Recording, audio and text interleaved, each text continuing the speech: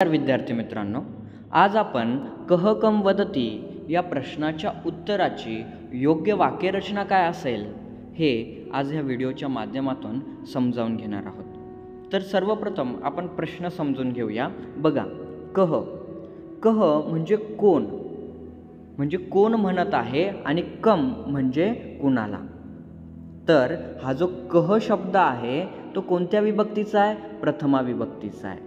आणि कम शब्द कोणत्या विभक्तीचा आहे? द्वितीय विभक्तीचा आहे। मग याची व्याख्या काय तयार होईल की जो बोलतो त्याची प्रथमा विभक्ती करायची असते आणि ज्याला बोललं जातं त्याची द्वितीय विभक्ती करायची असते। आपण हे उदाहरणांच्या माध्यमातून समजून घेऊया। बघा, उदाहरण आहे, राम श्यामला म्हणत आहे। आता बघा, राम हा एकटाच आहे। कह अकारांत पुल्लिंगी शब्द आहे म्हणून देव शब्दाप्रमाणे याची प्रथमा विभक्ती झाली। राम म्हणतोय, कुणाला म्हणतोय? श्यामला। मग श्याम या शब्दाची द्वितीय विभक्ती होईल। श्याम सुद्धा अकारांत पुल्लिंगी शब्द आहे म्हणून श्यामम। पुढे जर आपण वदती घेतला, तर हा जो श्यामम म जो आहे तो अनुस्वाराच्या स्वरूपात दाखवावा लागेल। आणि जर उदाहरणार्थ असं घेतलं, रामः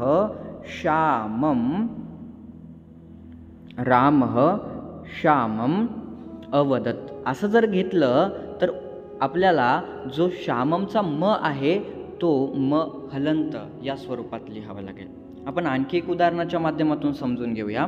बघा, समजा गणेश रामला म्हणत आहे। बघा, कोण म्हणतोय? गणेश। जो बोलतोय त्याची कोणती विभक्ती घ्यायची असते? प्रथमा विभक्ती।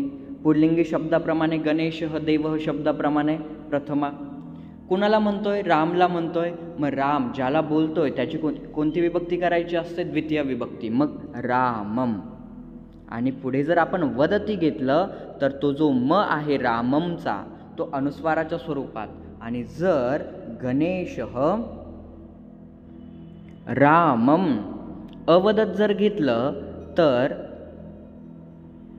हा जो म आहे राममचा तो हलंत या स्वरूपात लिहावा लागेल।